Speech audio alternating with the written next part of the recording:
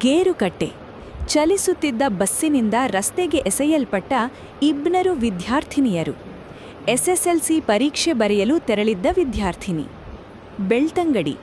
ಶಾಲೆಗೆ ತೆರಳುತ್ತಿದ್ದ ಒಂದೇ ಮನೆಯ ಇಬ್ಬರು ವಿದ್ಯಾರ್ಥಿಗಳು ಬಸ್ಸಿನಿಂದ ಎಸೆಯಲ್ಪಟ್ಟು ಗಂಭೀರ ಗಾಯಗೊಂಡ ಘಟನೆ ಕಳಿಯಗಾಮದ ಗೇರುಕಟ್ಟೆ ಬಳಿ ನಡೆದಿದೆ.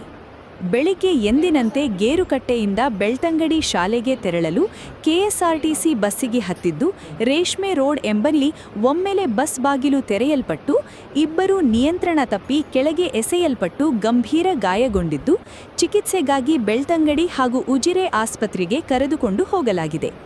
ಮಾಹಿತಿ ಪ್ರಕಾರ ಓರ್ವ ವಿದ್ಯಾರ್ಥಿನಿ ಎಸ್ಎಸ್ಎಲ್ಸಿ ಪರೀಕ್ಷೆಗೆ ತೆರಳುತ್ತಿದ್ದು, ಮತ್ತೊಬ್ಬಳು ದ್ವಿತೀಯ ಪಿಯುಸಿ ವ್ಯಾಸಂಗ ಮಾಡುತ್ತಿದ್ದು, ನ್ಯಾಯತರ್ಪು ಗ್ರಾಮದ ಕಲೈತೊಟ್ಟು ನಾಗರಾಜ ಹಾಗೂ ರೂಪಾ ದಂಪತಿಗಳ ಮಕ್ಕಳಾಗಿದ್ದು, ಮಕ್ಕಳಿಬ್ಬರನ್ನು ಖಾಸಗಿ ಆಸ್ಪತ್ರೆಗೆ ದಾಖಲಿಸಲಾಗಿದ್ದು, ಮಕ್ಕಳು ಪ್ರಾಣಾಪಾಯದಿಂದ ಪಾರಾಗಿದ್ದಾರೆ ಎಂದು ತಿಳಿದುಬಂದಿದೆ.